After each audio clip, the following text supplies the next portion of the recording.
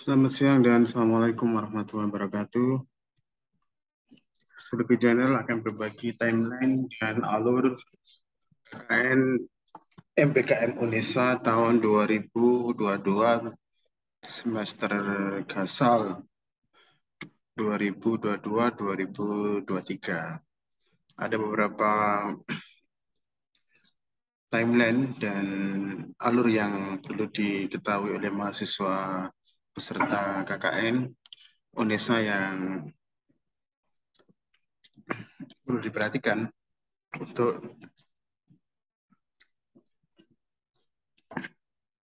untuk pelaksanaan KKN agar KKN berjalan dengan lancar dan eh, masyarakat menerima manfaat dan mahasiswa mendapatkan skill, pengetahuan, dan pengalaman.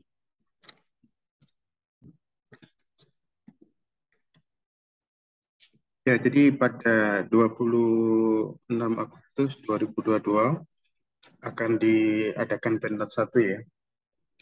Pentas 1 ini akan membicarakan tentang tema-tema KKN ya. Tematik KKN dari kewirausahaan, studi independen atau proyek independen, asistensi mengajar, proyek di desa, dan proyek kemanusiaan. Akan diadakan semacam pelatihan dan pendidikan tentang tema-tema KKN.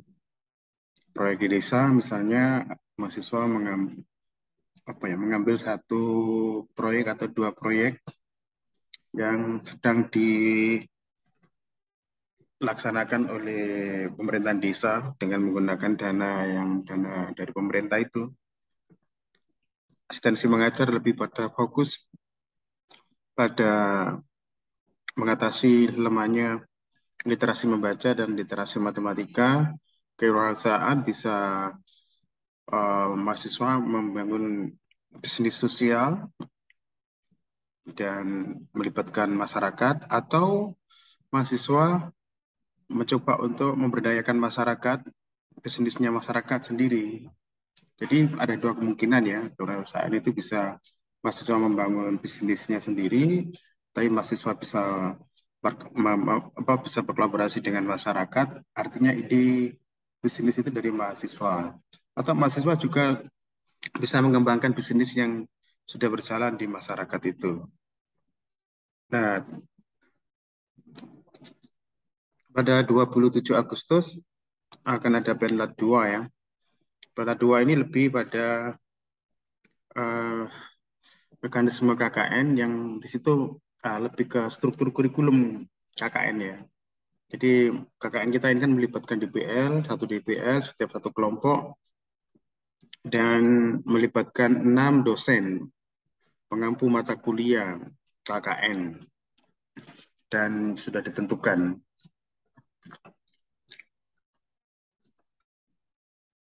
Dan pada 29 Agustus ada penerjunan mahasiswa KKN atau pelepasan mahasiswa KKN itu tanggal 29 Agustus itu direncanakan. Baik, lalu tanggal 30 Agustus ada penerimaan resmi mahasiswa KKN di desa ya, atau di kelurahan. Nah, ini karena tanggal 30 Agustus ini kan bertepatan dengan Monef DPL, maka sebenarnya penerimaan resmi mahasiswa di desa ini didampingi oleh DPL ya. Ya, jadi diantarkan oleh DPL, Pulau Nuwunnya itu ke perangkat desa, ke kepala desa, ke tokoh-tokoh masyarakat, elemen-elemen yang lain. Mahasiswa didampingi oleh DPL ya, penerimaannya ya. Jadi ini bisa diatur sendiri antara mahasiswa dengan DPL kapan, misalnya kalau di sini dijadwalkan 30 Agustus ya. Nah,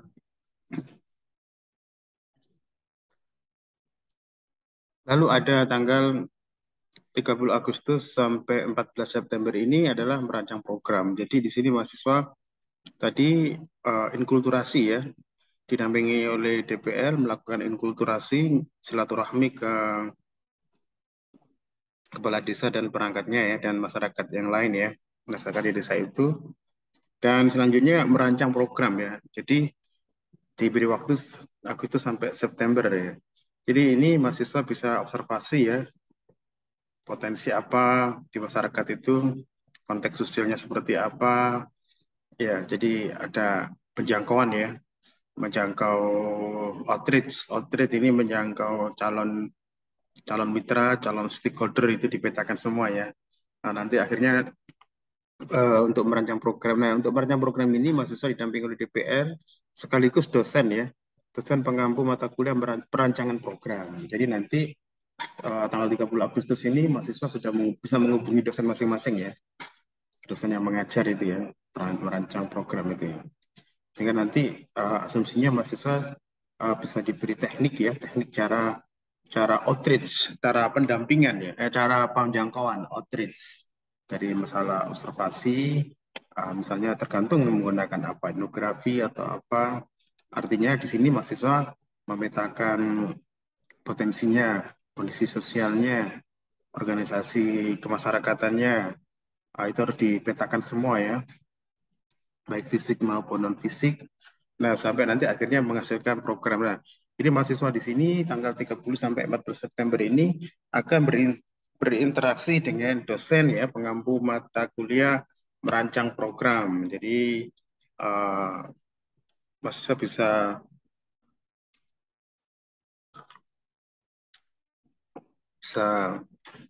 minta minta ilmu dari dosen bagaimana cara merancang program yang kearifan lokal ya. Dalam arti kearifan lokal itu program itu pasti berangkat dari mitra sendiri ya. Jadi program-program itu jangan sampai mahasiswa yang merancang ya. Jadi mahasiswanya fasilitator yang nanti akhirnya dirancang oleh mitra dan stakeholder ya. Nah, nanti program apa gitu ya. Jadi di sinilah mahasiswa mencoba untuk mencari konteks sosialnya, kondisi sosialnya, lalu lembaga-lembaganya di situ ada asosiasinya, lalu nanti akan terpetakan masalahnya. Nah, kan nanti ketika mahasiswa menemui banyak banyak elemen masyarakat berarti ada masalah beragam ya. Nah, banyak masalah beragam ini harus diselesaikan sendiri oleh mitra dan stakeholder, didampingi oleh mahasiswa itu sehingga nanti ada namanya skala prioritas, menentukan skala prioritas, nanti program apa yang dipilih oleh warga dan oleh mitra ya, dan stakeholder. Karena ini setara dengan 3 SKS, maka harus dimanfaatkan ya 14 hari itu ya. 14 hari itu ada pengajaran dengan secara online ya dengan dosen pengampu mata kuliah merancang program ya. Jadi di SIM KKN itu sudah ada nama dosen DPMK-nya, lalu sudah ada kontaknya, handphonenya, sehingga tolong dihubungi ya. Nah, oke, atau dosen juga bisa menghubungi mahasiswa ya, karena di situ dosen sudah bisa melihat nama-nama mahasiswa, dan mahasiswa ini juga masih prodinya sendiri ya. Oke, baik. Lalu tanggal 15 September sampai 31 September. Nah, ini mengembangkan perangkat ya.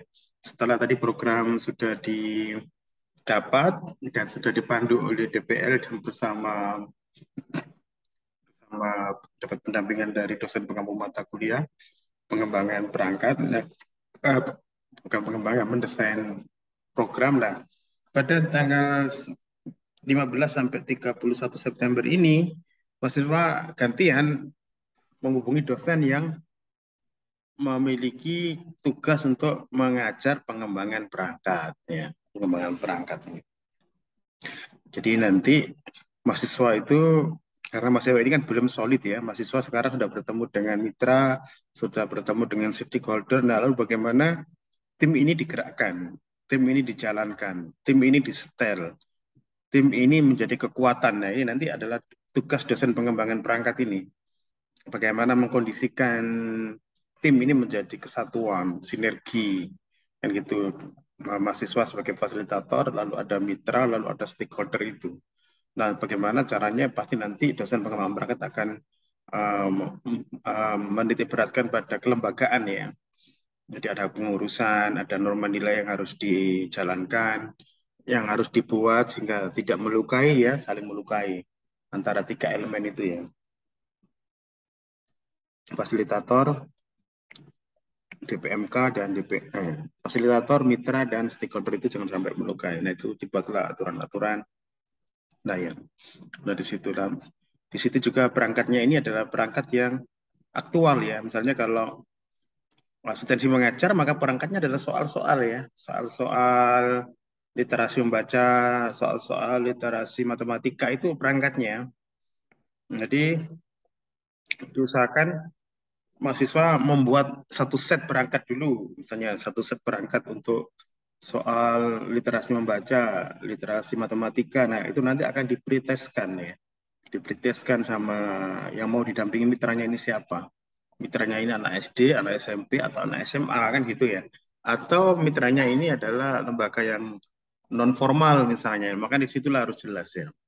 Nah, di situ. Nah, tugas dosen adalah apa ya, mendampingi mahasiswa untuk membuat soal-soal literasi membaca dan literasi matematika.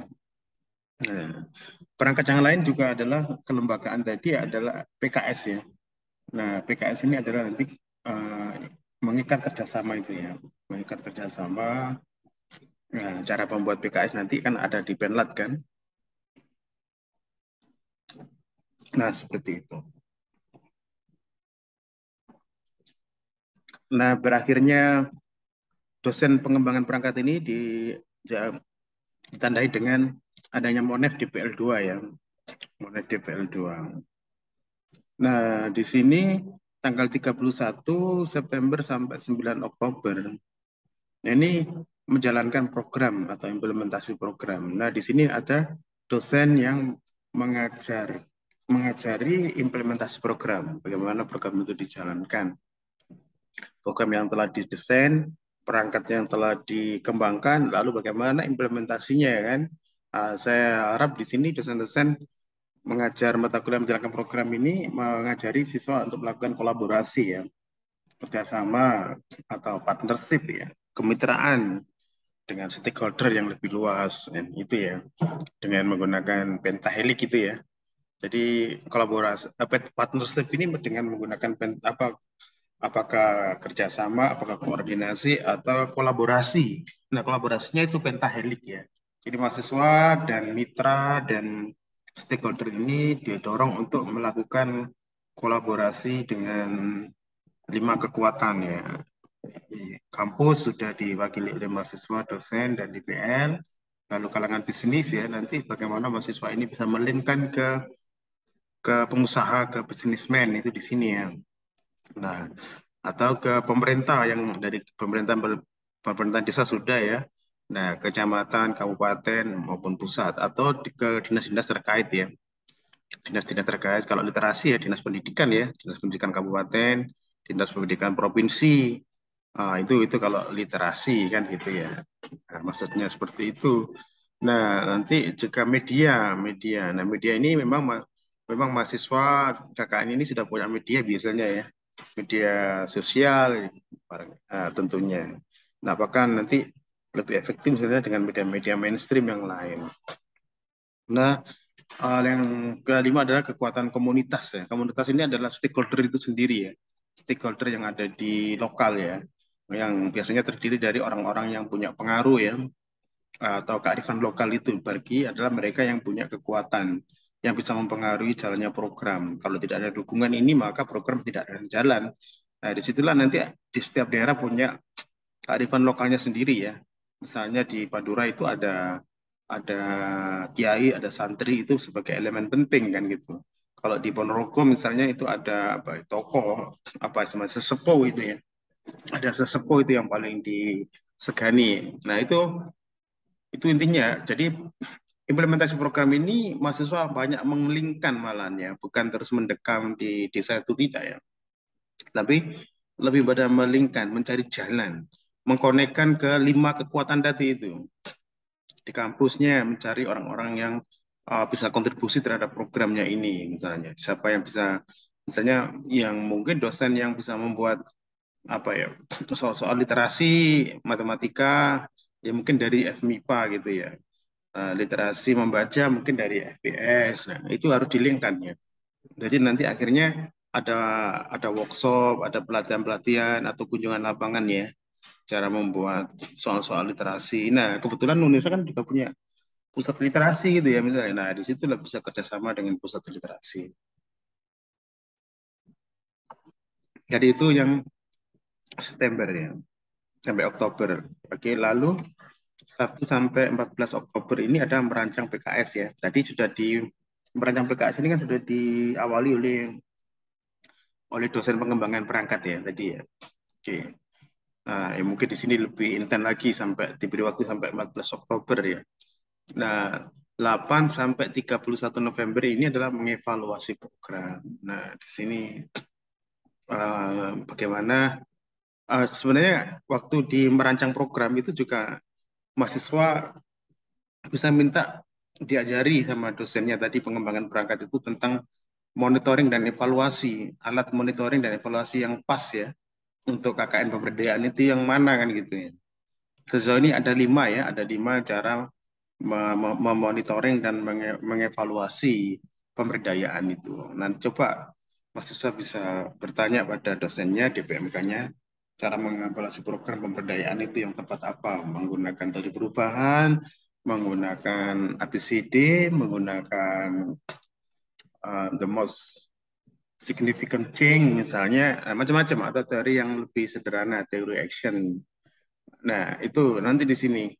Nah, tapi akhirnya nanti mungkin kalau sempat dikembangkan ya di pengembangan perangkat. Tapi kalau enggak sempat dikembangkan ya mahasiswa bisa minta panduan, minta dipandu oleh dosen pengevaluasi program ya. Dosen mengevaluasi program ini memberikan dasar-dasar bagaimana cara mengevaluasi pemberdayaan yang sampai implementasi tadi kan ya. Nah, sampai implementasinya ini. Nah, itu sebagaimana. Nah, mengevaluasi program pemberdayaan yang baik itu harus melibatkan banyak hal ya, melibatkan fasilitator mahasiswa KKM, melibatkan stakeholder, melibatkan mitra sendiri dan elemen-elemen masyarakat. Apa yang dievaluasi adalah adakah perubahan? Perubahan apa? Material, pendapatan, atau perubahan sosial? Tidak harus selalu uang ya. Bisa juga perubahan-perubahan yang lainnya.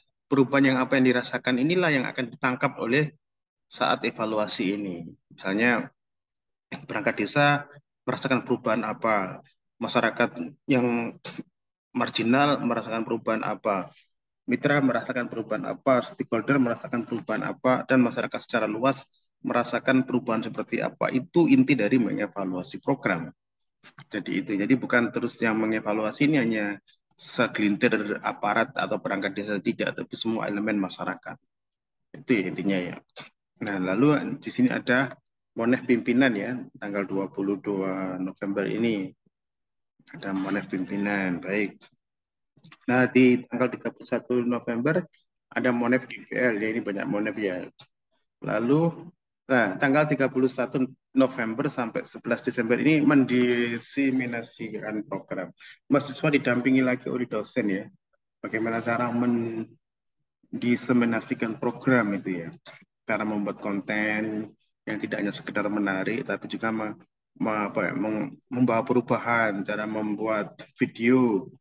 Diseminasi ini macamnya banyak ya, bisa membuat cerita pendek kan gitu ya. Diseminasi, misalnya dulu itu ada apa ya itu KKN di Desa Penari itu ya, bagaimana diseminasi di media sosial itu cepat ya. KKN di Desa Penari itu sampai sekarang ada filmnya kan. Nah itu juga itu cara pendefinisian ya, mendeseminasikan program. Nah inilah nanti mahasiswa akan diajari ya cara membuat foto yang menarik, video yang menarik ya, dan mengubah seperti apa. Cara membuat artikel misalnya juga ya, artikel dari draft-draft dari laporan akhir atau dari logbook itu dibuat artikel kan ya.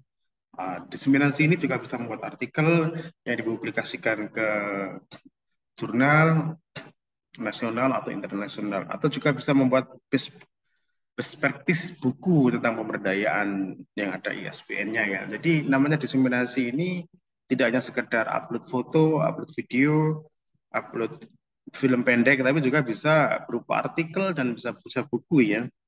Makanya disinilah mahasiswa akan didampingi oleh dosen pendefinisikan program. Nah, makanya di sini mahasiswa harus menghubungi dosennya ya, menghubungi dosen, jangan sampai tidak menghubungi ya, sehingga banyak dosen yang protes ya, karena mahasiswa tidak menghubungi. Jadi mahasiswa ini sibuk di lapangan tapi tidak mengontak dosennya untuk melakukan pengajaran ya secara online. Nah, tanggal 31 November ini, tanggal 15 sampai 31 November ini adalah ada penandatangan PKS ya. PKS ini nanti eh, PKS ini sebenarnya nanti adalah prodi yang punya ya, prodi masing-masing ya. Misalnya ada prodi X itu yang KKN itu misalnya 30 mahasiswa dan tersebar ke beberapa kelompok. Nah, diasumsikan nanti prodi itu akan mendapat 30 PKS ya, perjanjian kerjasama. Nah, itu luar biasa. Nah, ini ada lagi penyusunan laporan. Nah, penyusunan laporan ini mahasiswa juga dibimbing oleh dosen pengampu mata kuliah pengembangan laporan ya. Pengembangan laporan di situ ya. Nah, makanya di sini harus menghubungi dosennya bagaimana cara menulis artikel, menulis paragraf, bagaimana cara menulis ya buku kan gitu ya. Tapi ini sekali lagi bahwa akan didasari bagaimana dosen-dosen pengampu mata kuliah ini memberikan academic writing ya ke mahasiswa, cara menulis yang benar ya, yang baku. Ya mungkin diawali dari kalimat, diawali dari paragraf kan gitu ya, pasti dengan kalimat dulu ya. Kalimat itu yang benar, yang bagus, yang seperti apa, ada ejaannya seperti apa, iya kan, ada subjek, ada predikat, ada keterangan, objek. Nah itu penting ya. Lalu mengembangkan paragraf, paragraf yang koheren seperti apa. Nah dari awal itu lalu nanti menaikkan menjadi artikel kan, nah, menyusun artikel. Nah lalu menyusun buku kan itu bagaimana caranya. Jadi itu sebenarnya, dan kenapa kok logbook itu penting karena sebenarnya penyusunan laporan ini bisa diambil dari logbook ya. Logbook itu dikelola lagi menjadi laporan. Nah, baik yang lalu seminar hasil ya. Seminar hasil ini diberi rentang antara 20 sampai 25 Desember ya. Ya, jadi ini diharapkan 25 Desember ini sudah selesai ya KKN-nya ya. Dan sehingga bisa dilakukan seminar, dia bisa dilakukan seminar tanggal 25, 24, 23 ya. Artinya nanti bisa didiskusikan dengan DPL-nya ya, kapan seminarnya ya, seminar hasil dan penutupan ini. Nah, seminar hasil ini kalau bisa itu karena ini adalah pemberdayaan maka harus melibatkan perangkat desa ya, melibatkan mitra dan melibatkan stakeholder itu ya, sehingga yang diseminarkan ini menarik ya, rekomendasinya bagus ya, bisa dinikmati oleh banyak orang rekomendasinya. Nah, seperti itu ya. Jadi hasilnya selama pemberdayaan satu semester itu seperti apa. Nanti kalau hanya seminar sendiri, mahasiswa seminar sendiri ya kurang menarik ya. Makanya, makanya disitulah ada stakeholder, ada mitra, lalu ada perangkat desa, sehingga nanti rekomendasi mahasiswa ini bisa bisa didiseminasikan gitu ya. Oke, baik. Dan diakhiri dengan Monef DPL keempat ini. Nah, ini ada Monef nanti diberi tentang juga ya antara 20 sampai 24 Desember itu ya. Nah, jadi inilah uh, sorry. Tadi itu ada slide yang belum saya del. Jadi inilah adalah alurnya ya, alur dari timeline KKN, alurnya ya. Alurnya tadi sudah jelas ya. Nah, baik. Jadi ini adalah KKN ini melibatkan DPL dan DPMK ya. Sehingga nanti mahasiswa tolong menghubungi ya. Ada tadi itu ada dosen yang merancang program diberi waktu 30 Agustus sampai 14 September. Lalu pengembangan perangkat dosen ini diberi waktu 15 September sampai 31 September. Lalu menjalankan program. Ada dosen yang mengajar di situ diberi waktu 31 September sampai 9 Oktober. Nah, mengevaluasi program. Ada dosen yang diberi waktu mulai tanggal 8 sampai 31 November. Ya, ada pendesimasian program. Diberi waktu 31 November sampai 11 Desember. Nah, yang terakhir ada penyusunan laporan. Diberi waktu dosennya dari 31 November sampai 22 Desember. Demikian saja. Terima kasih saya sampaikan dan selamat sore, selamat siang, dan assalamualaikum warahmatullahi wabarakatuh.